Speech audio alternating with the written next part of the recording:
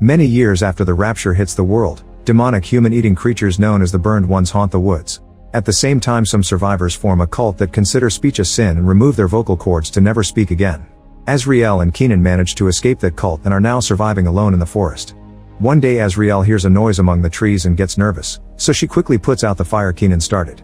She's still on the verge of a panic attack, so Keenan comforts her with affection. In return, Azriel gifts him a bracelet she made with branches and plants. At that moment they hear the noise again and realize it's whistling, which means the cult members are coming after them. The couple starts to run and Keenan decides they should split, so they run in opposite directions. Unfortunately, Azriel is soon found by a cult member that begins chasing her, but when she tries to run back, another member captures her and hits her in the stomach to weaken her. Then the men drag her through the woods and Azriel notices Keenan has been caught as well. When they reach the road, Keenan tries to escape, but the cult members threaten him with a machete. Then he and Azriel are put in the trunks of different cars and taken away. Eventually the road splits and Azriel is horrified to see each car takes a different lane. She pounds on the trunk to try to get it open, but it doesn't work.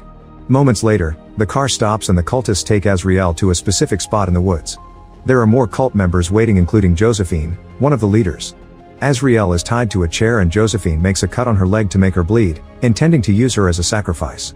The wind immediately starts blowing rather ominously, shaking the bottles hanging on the trees. Josephine and the cultists move away and start panting loudly as the silent equivalent of a chant. Soon a burned one appears among the trees and roars before making its way toward the chair. Azriel freaks out and keeps on pulling until she manages to break one of the armrests. A cultist immediately comes back to keep her from escaping and Azriel struggles against his hold until she accidentally stabs him in the neck with the broken wood.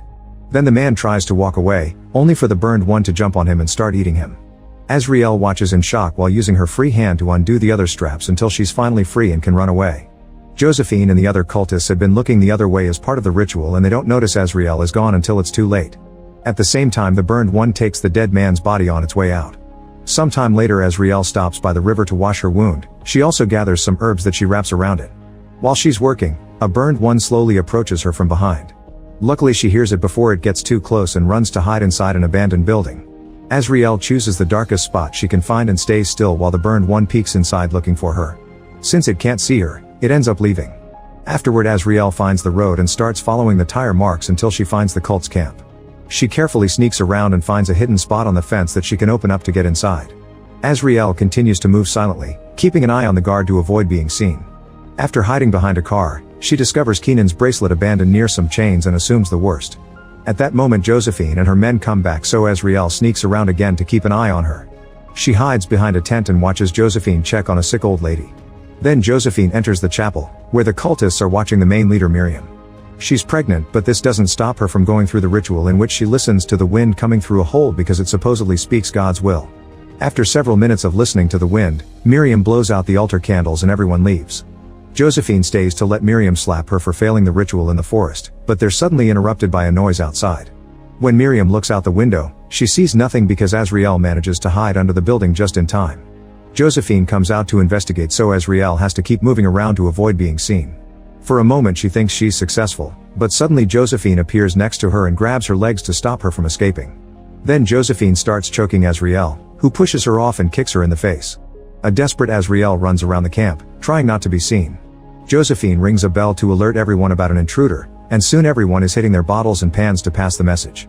Azriel is seen by a few cultists who start chasing her, so she hurries to the fence and hurts her hands on the barbed wire to uncover the hole quickly and cross the fence. Her foot gets stuck and a man grabs it to try to pull her back in, but Azriel keeps on fighting until she manages to kick him off and gets her leg out. Another cult member opens fire, however the bullet hits a tree and Azriel gets to escape. She runs through the woods as fast as possible until it's dark and she's too tired to keep going. Since her wounds are still open, she's leaving bloodstains all over the rocks and trees, and soon a burned one starts following the smell.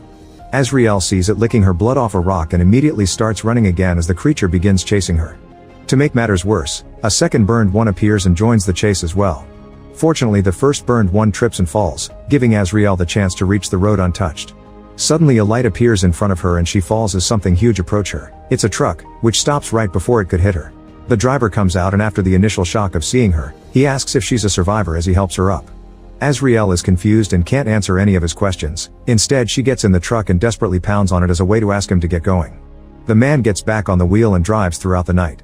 He gives Azriel a cloth for her wound and explains he lives at the end of the road, where he has plenty of food. Azriel doesn't understand his language and shows him the cross-shaped scar on her neck, trying to make him realize she can't speak. The guy still doesn't get it and keeps on trying to make conversation to no avail. When he gives up, he turns on the radio and Azriel is amazed by the music. They barely get to ride a few miles when suddenly the driver is hit in the head by a bullet. The cultist in the middle of the road fires a couple more times, yet he misses every shot because the truck has lost control. Azriel tries to take over the wheel, but the body is in the way and the truck ends up running over the guy before crashing against a wall. After a few minutes of being unconscious, Azriel wakes up in a dizzy state because her head is heavily bleeding. She takes a few steps out of the truck and falls to her knees in pain, only to notice the cultist is still alive. Azriel jumps on him and starts fighting him for the gun, hitting his head twice before they shoot the gun by accident and begin rolling into the forest. When they split, the man tries to shoot her again and discovers he's out of bullets, so he uses the gun to hit Azriel's legs instead. At that moment she finds the fallen magazine and hits the cultist on the head with it a couple of times before kicking him off. Then Azriel crawls toward the gun and loads it, only for the man to grab her from behind and try to choke her. In the struggle, she manages to position the gun and fire it, killing the man at last. Afterward, Azriel wanders through the forest with the gun.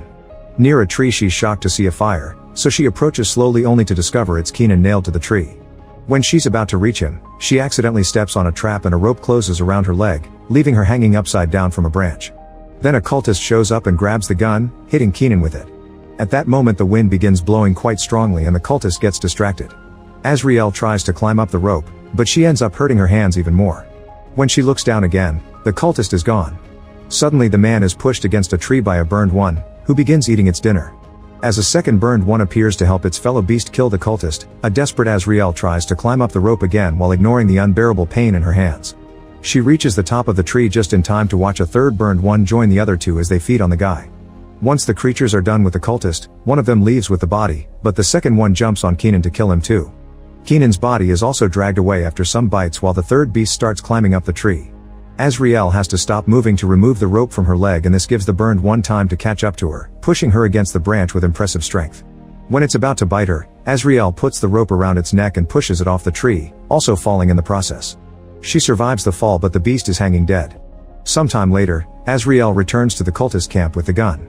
Hiding behind a tree, she whistles to pretend she's one of the cultists.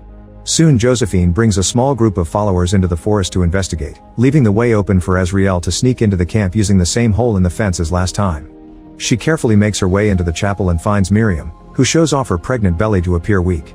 When Azriel hesitates to shoot, Miriam quickly disarms and hits her on the head with a pan. As Azriel falls, she scratches Miriam's belly. Afterward, Josephine and her group drag Azriel to a grave in the forest. They spread her blood on her face while listening to the blowing wind before throwing her into the casket, which they quickly close and cover with dirt. Azriel begins freaking out and hitting the wood, but nobody helps her. When the burial is done, a lantern suddenly is turned on at Azriel's feet, revealing a tunnel connected to the casket. Bringing the lantern with her, Azriel begins crawling through the tunnel, only to find a burned one at the back. She immediately turns around and moves as fast as possible to return to the casket while the creature follows her and soon is crawling on top of her. However, instead of eating her, it smells her hand and recognizes the smell of Miriam's blood, causing it to roar in approval and leave. Feeling safe, Azriel tries the tunnel again, and this time she manages to escape. Moments later, Josephine runs out of the chapel when she hears a noise, and she's horrified to discover that the tent with the old lady is on fire. A cultist raises the alarm while the others work together to try to put the fire off. However, it's too late. The old lady is dead and the flames are already spreading through the camp. This provides Azriel with the perfect cover to sneak around and shoot the cult members one by one. Josephine watches in horror and tries to move away, only for Azriel to shoot her in the stomach so she'll die slowly. As everyone panics and tries to run away, the fire reaches a gas canister and causes a small explosion. A man is devastated to discover his girlfriend has been shot down and picks up a gun to fight back, exchanging shots with Azriel as they both sneak around. While the fire destroys the camp little by little, the man wanders around in confusion because he can hear whistling coming from multiple corners. Thinking Azriel is messing with him, he shoots the first shadow he sees, only to discover he's killed a fellow member. The shock leaves him frozen, and Azriel uses the chance for a surprise attack, decapitating the man with a machete.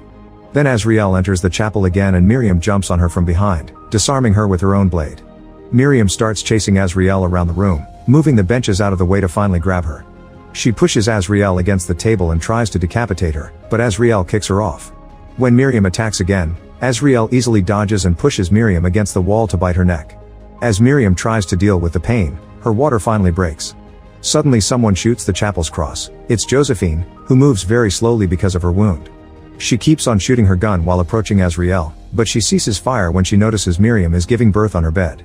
Azrael uses the distraction to tackle Josephine to the ground, breaking a bench in the process. Josephine breaks a piece of benchwood on Azrael, who does the same in return. Then Josephine takes out a small blade, only for Azrael to block her attack and smash her head on a bench before dropping her. Next, Azrael gets Miriam's knife and strikes Josephine on her neck. At the same time, the baby is heard crying. Josephine removes the knife from her neck and finally falls dead. Miriam leaves the bed looking terrified, and she uses Azrael's machete to self-delete. Suddenly a strong wind gets into the chapel and puts out all the candles. A horde of burned ones crosses the forest and the camp before entering the chapel, where Azrael has picked up the baby. It turns out the child is shaped like a goat that resembles the Antichrist. The burned ones roar to receive their new leader, and Azrael smiles when she realizes the power she holds in her arms.